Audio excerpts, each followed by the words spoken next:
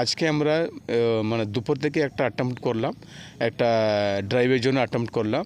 ওই সময় আমরা দেখলাম এখান থেকে ভিতরে মানে মোটামুটি 2 কিলোমিটার পরে বাঘ একটা আওয়াজ দিয়ে মুভমেন্ট করে একটু চড়িয়ে চলে গেলো।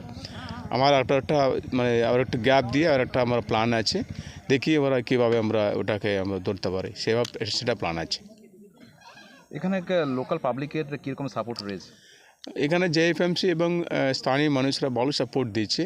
এখান থেকে তো প্রচুর লোক দিচ্ছে, 300-200 এরকম মানুষ দিচ্ছে। আমরা জেএফএমসি যে 500 টাকা কমিটি আছে ওদের থেকে আমরা সাপোর্ট করছি, ওরা আসছে।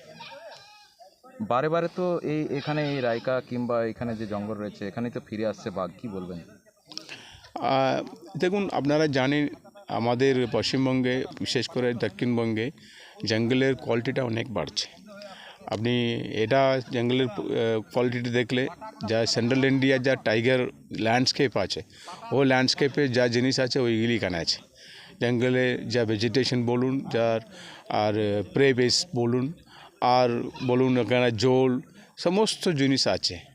এখানে জঙ্গলের কোয়ালিটি অনেক বেড়েছে, সেজন্য বাঘ থাকতে পারছে, কোনো অসুবিধা নেই সেইভাবে। কিন্তু আমরা একটু নতুন ল্যান্ডস্কেপ তো বাঘের জন্য আমরা একটু টেনশন আছে, ফরেস্ট ডিপার্টমেন্ট টেনশন আছে কোনো এরকম অসুবিধা না হওয়ার জন্য। বাঘকে এটা রেস্কিউ করার জন্য আমরা চেষ্টা করেছি। আদারওয়াইজ এটা এলাকাটাকে দেখলে আমার কত 20 বছর আমি এলাকাগুলি আমি দেখেছি নিজের, অনেক জঙ্গলের কোয়ালিটিটা অনেকটা মানে বেড়েছে। আজকে কতজন স্টাফ যদি বলেন এটা? স্টাফ আছে মোটামুটি 2টা জেলা মিলিয়ে 180-200 লোক স্টাফ আছে।